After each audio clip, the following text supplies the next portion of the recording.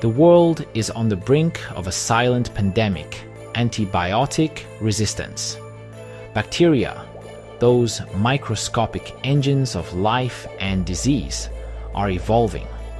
They're learning to shrug off the drugs we've used to keep them in check for decades. Infections that were once easily treatable now pose deadly threats.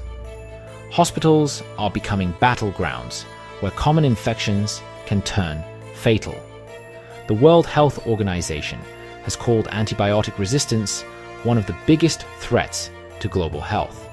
Without effective antibiotics, we risk returning to a time when even minor injuries could lead to deadly infections. The need for new weapons in our antimicrobial arsenal is urgent. Scientists are racing against time to develop new drugs and therapies that can outmaneuver these evolving superbugs.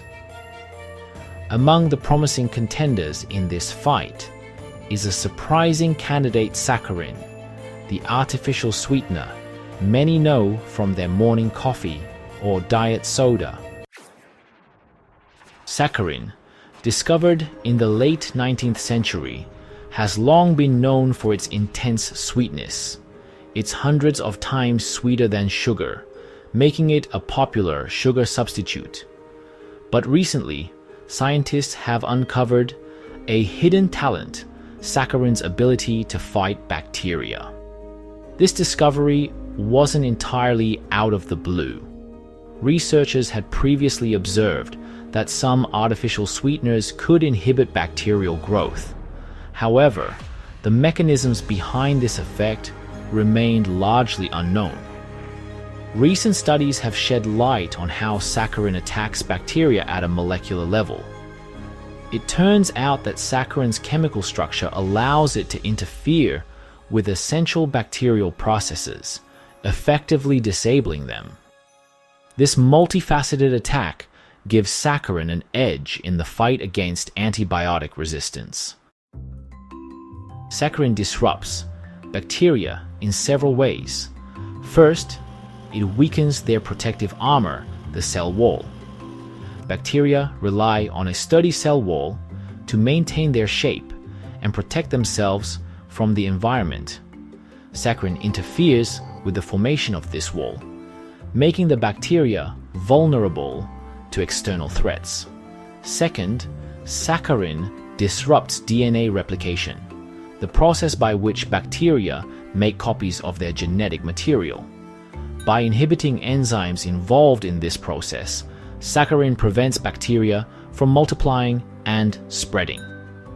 Third, saccharin can break down biofilms, slimy layers that bacteria form to protect themselves from antibiotics and the immune system.